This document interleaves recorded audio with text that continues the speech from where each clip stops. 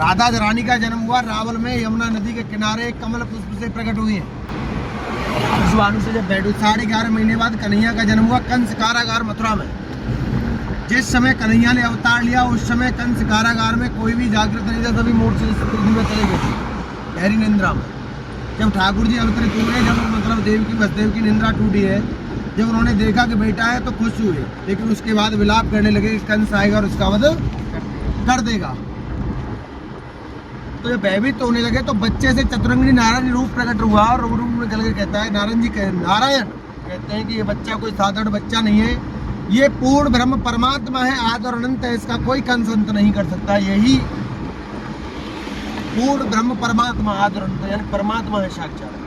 आप भयभीत न होइए, आप इस बच्चे को लेकर के कंस कारागार से निकल के अपने मित्र नंद के यहाँ, नंद बाबा और वसुदेव जी मित्र थे, अपने मित्र नंद के यहाँ यशोदा मैया के पास गोकुल गांव में छोड़ के आओ। भेड़ियां टूट जाती हैं, रास्ते कूट जाते हैं सब, तो वसुदेव जी यमुना के रास्ते से पहुंचे गोकुल गांव कन्हैया को लेके। तो जैसे ही पहुंचे तो वहाँ यशोदा मैया ने एक कन्या को जन्म दिया था। उस कन्या का नाम कोई भक्त बताएगा आप में से? बहुत अच्छे, पाताल देवी योग माया मैया, कृष्ण की बहन योग माया। उनका जन्म गोकुल में 84 खम्मा में हुआ है।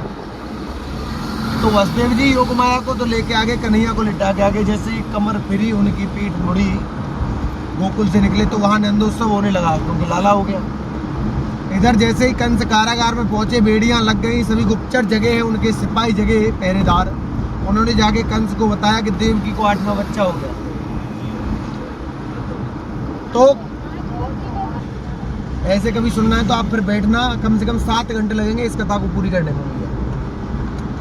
माफी चाहूंगा आपके लिए, जय श्री राधे राधे माँ। उसके बाद में जब पहुंचे तो कंस आता है और उस कन्या का पैर पकड़ के जैसे पत्थर में मारने को हुआ तो वो देवी देव लोग कोढ़ी हाथ से छूट करके, तो कोई तो कहता है बिजली बनी।